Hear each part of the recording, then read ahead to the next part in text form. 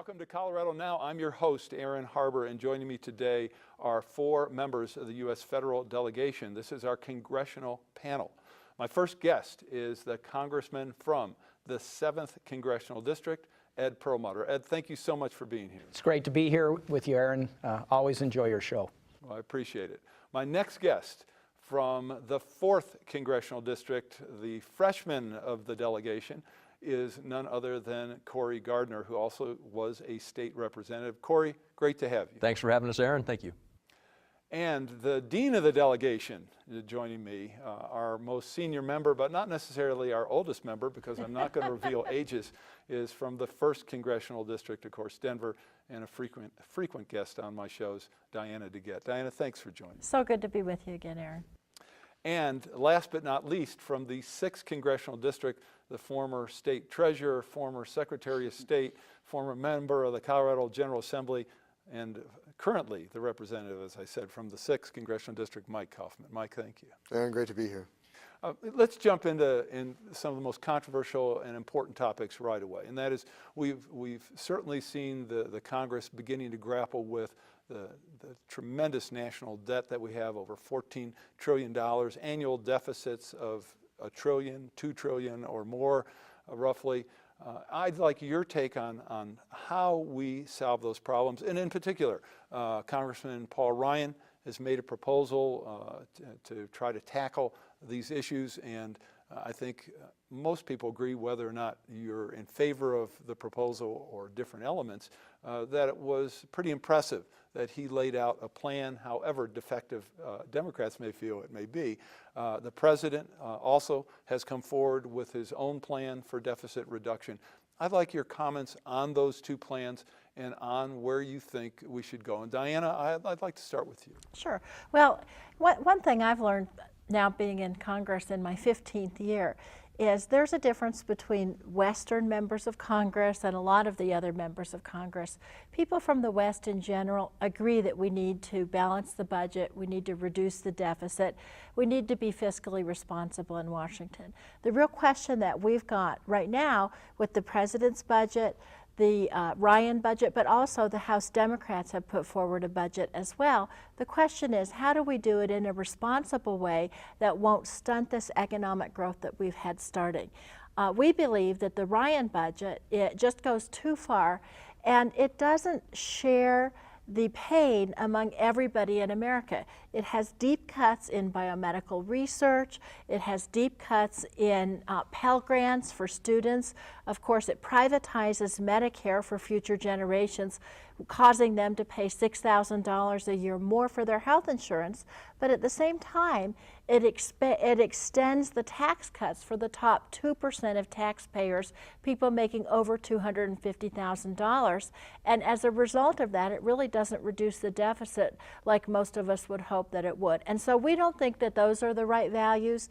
We would hope that we'd be able to sit down with these proposals and come up with a solution, but we have a fundamental disagreement over this. All right, Mike, I'm going to ask you to jump in, but first, Diana, give me a critique briefly. If you had to pick 1 or 2 flaws in the president's proposal, what would they be? Well, I think that the president needs to work to try to have a longer term deficit reduction, and not by reducing things that will create jobs and keep America's edge at research. Things like biomedical research, I think that we need to keep. And I also think we need to look really closely at agricultural subsidies. I think that the president could look much more closely at that and at the Defense Department. Mike. Well, first of all, I want to thank Senator Udall, who is not here right now, but who supported a balanced budget amendment in the United States Senate. And one of the provisions of it that I think is very important is that it limits federal spending to 1/5 of the economy. And I think it's very important to do that. And I think a lot of economists see that. I think that what I like about the Ryan plan is it courageously deals with entitlement spending, which I think the political class in Washington up till now has been afraid to deal with. And it deals with Medicaid by block granting it to states. It deals with Medicare by establishing a premium support plan and giving seniors the same options that members of Congress have. But I like the idea that it's means tested and wealthier people pay more, and then the subsidies are greater at the lower income end. I would have liked if it would have been more specific on Social Security. I think that the American people are understanding that this country's in for a big challenge, and I think we should have laid out more specifics in that area. I think Diane is right that everything ought to be on the table, and as a member of the Armed Services Committee, and somebody who served in both the Army and the Marine Corps and had a number of overseas deployments to include 2 combat tours of duty, I believe that defense ought to be on the table too, and I'm going to lead that effort in the Congress on defense cuts. You know, I think that I'm hoping somewhere in this there's kind of a grand bargain, and maybe that might be that we can take a look at the tax code and all of its complexities and say, you know, let's simplify it, let's do away with a lot of these deductions and credits that are clogging this process and making it very expensive to comply with. We have some major corporations making a lot of money paying no taxes, and small businesses paying a lot of taxes. And so, you know, if we could do that and lower the rate, I think we can grow this economy, increase the revenue to bring down the deficit. All right, Ed. Well, I think your question doesn't start at the right place, because the first thing you have to ask is, how did we get here? Because there's no question we have a major debt that confronts us. But 10 years ago, we were on our way to paying off the debt. Okay, so what's happened is we had big tax cuts under George Bush for the millionaires and billionaires. We prosecute a couple wars and don't pay for them. And then we have a crash on Wall Street because we're not really, you know, watching how Wall Street is conducting business, which then explodes our debt. We had lots of unemployment and lots of expenses, including unemployment insurance and COBRA and all those kinds of things. So you got to figure out how'd you get here first to start figuring out how you're going to deal with the problem.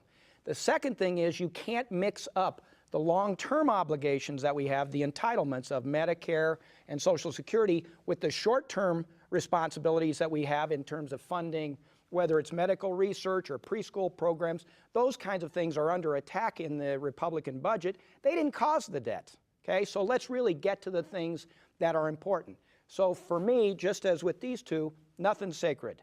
Both revenue and expense have to be managed well. Now, historically, Democrats have focused on revenue, taxes. Republicans have focused on expenditures and, you know, cutting expenses. It takes both to get this kind of debt under control. And that's where I see the president's budget so much better than what was proposed by the Republicans. All right, Corey, I want you to chip in before we go to a break. Yeah, well, the conversation in Washington when I first sworn in on January 5th was about people who said we needed to make spending cuts. And then the president who said we really don't need to make spending cuts, we just need to freeze spending. In fact, in the Senate side, Harry Reid didn't even want to freeze spending. There was not even a recognition of a problem. And so here we are, and we actually now are having a conversation not whether or not to cut spending, but how much to cut spending. And so the conversation that this country has seen has shifted dramatically over the past 100 plus days as people realize we've got a big problem. You know, we need to address this problem in 2 ways. Number one, we've got to cut spending. Number two, we've got to grow the economy. Those are the 2 ways that we can get out of this debt and deficit situation. And I think that those are the policies that I am looking forward to, introduced several myself, and co-sponsored different ideas to do just that, to balance the budget, to grow and expand our economy. I'm very concerned about the president's budget. You know, when I was a kid, my parents gave us an allowance. And if we didn't spend our money properly, if we weren't good with that money, they wouldn't give us the allowance again because they didn't want us to waste that money. And until government can prove that it's going to be good with our money, that it's going to be responsible with the money, I just don't see how the taxpayers can give it more of an allowance. Just one quick question. If you had an example of a program elimination or reduction that would save billions and billions of dollars, what would be at the top of your list? Well, actually, the GAO, the Government Accountability Office, has identified massive programs, over $100 billion worth of programs that are duplicative. There are something like 82 different teacher quality monitoring programs within the Department of Education. There are dozens of workforce training programs that duplicate each other. Those are things that we ought to take a look at and consolidating them, making them a good program, but making them more efficient in the meantime. All right, we're going to take a quick break. We'll be back with Ed Perlmutter, Corey Gardner, Diana DeGette, and Mike Coffman. Welcome back to Colorado Now. I'm with a majority of our Colorado federal delegation in terms of the House of Representatives, and delighted to have you joining me. Why hasn't, when you look and you're talking about budget solutions, why haven't we taken in the Congress a zero-based budgeting approach? Why haven't we taken an approach that says, let's look at what we're trying to do and figure out how much it costs instead of simply adding on each year? Corey, give me your... Well, that's actually something that we tried to talk about at the state legislature, changing the way we budget to make it more accountable and responsive to the people. I think the federal government ought to look at ways to do budgeting better and more common sense. If it's a zero-based budgeting, if it's biennial budgeting, there's a proposal out there that would go to biennial budgeting. But the bottom line is this: how can we make the federal government more responsive to spending cuts so that it reflects the values of the people? And you know, I've got to say, I'm not sure, I agree with Corey, I'm not sure zero-based budgeting is the way to go, but one thing I've seen is little fiefdoms do grow up in Washington, and there are duplicative programs and departments.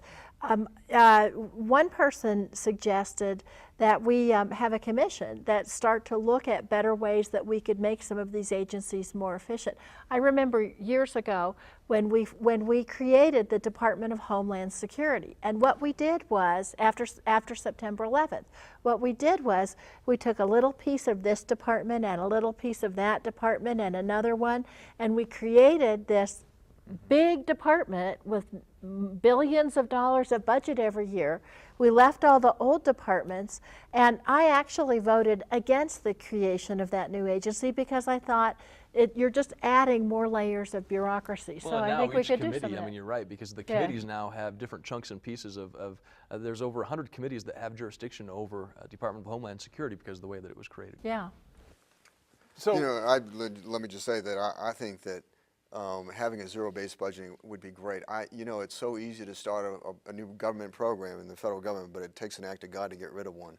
So anything that we could do to expedite that process and to prioritize, and I think that's the problem, that we just, right now, if we're going to spend X amount of money, let's figure out what that limit is, but then let's prioritize. And the problem is we don't prioritize. So whenever we talk about a program being cut, you know, it's so dramatic, and it would be a lot better, I think, to be able to make a case for each program every year. Yeah, I would say, though, in a perfect world, zero-based budgeting might make sense, but we don't live in a perfect world. And let's take 2 years ago, the fall of 2008, when we had a crash the likes of which we haven't seen since 1929.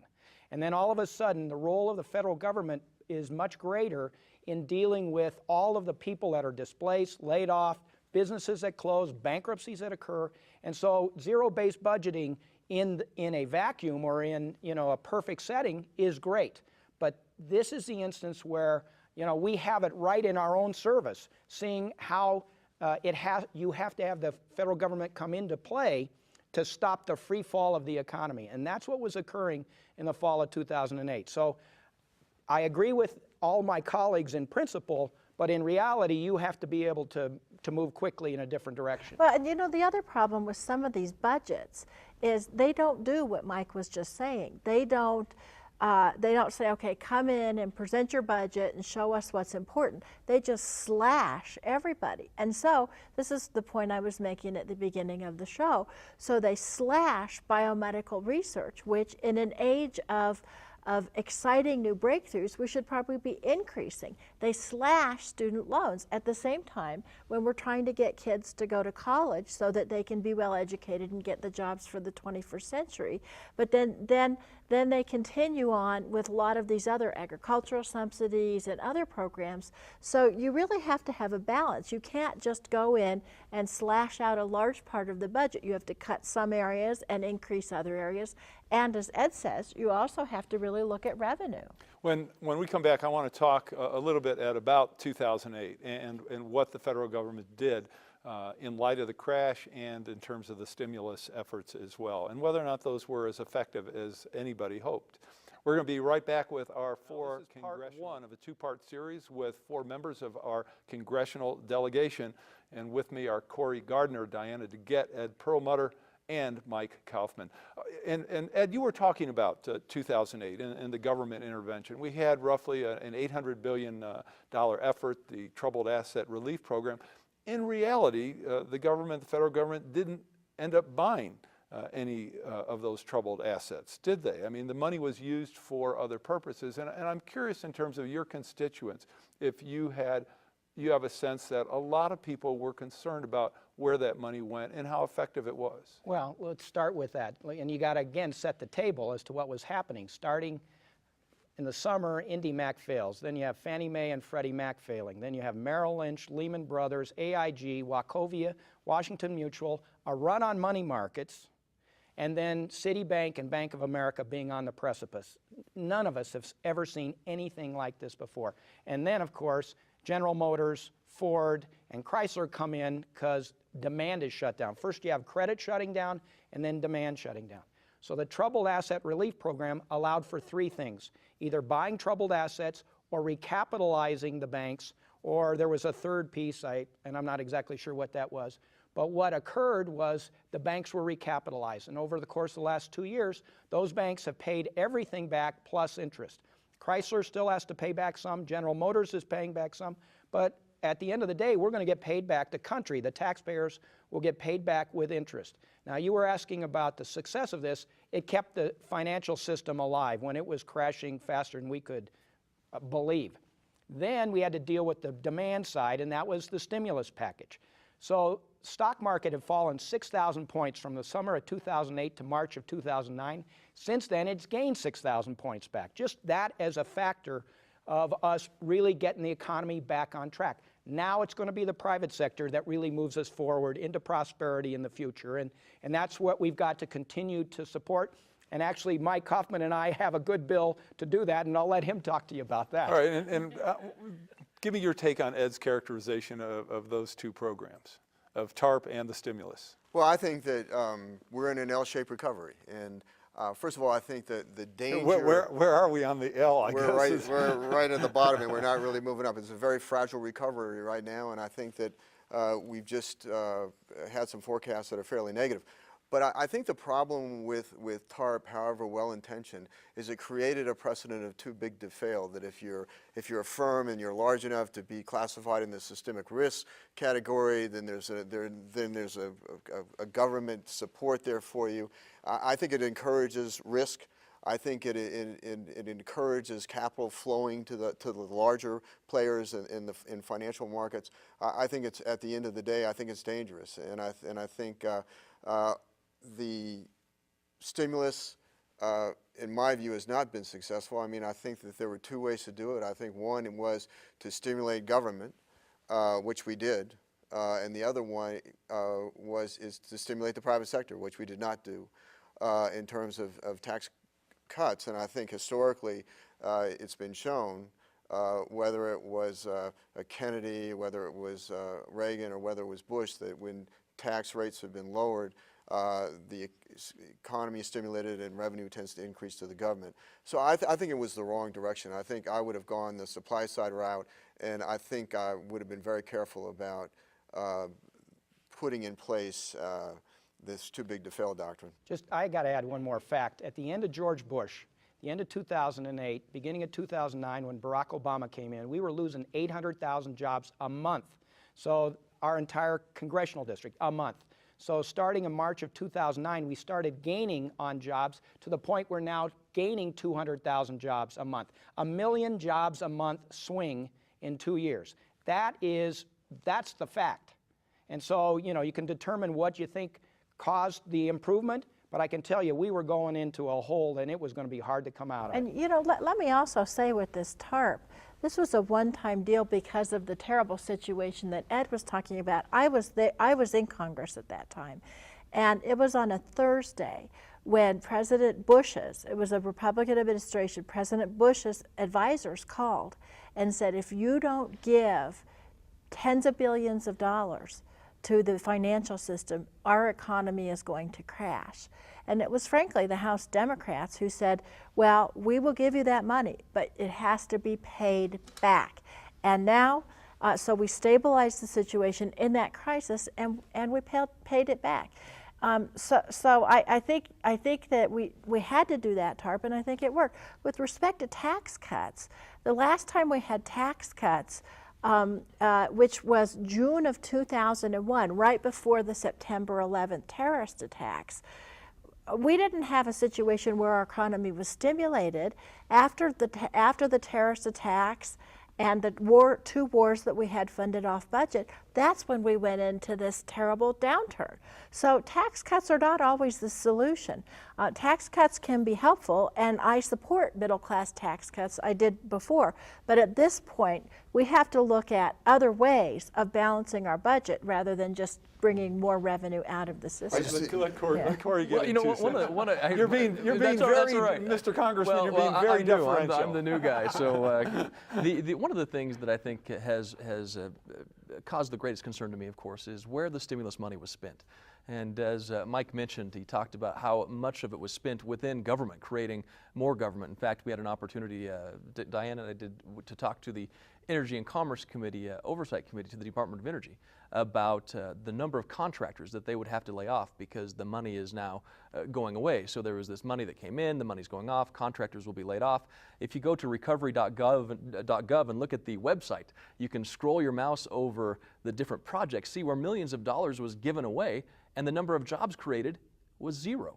It's on recovery.gov, so you can see that no jobs were created even though millions of dollars were given away. Now, how can you spend on a contract millions of dollars and not Yeah, pay I mean, people? a lot of that's. Well, then maybe Wait, somebody in government I is not love doing their my- job. I we've love got my new colleague, Just but- I-225 and Colfax.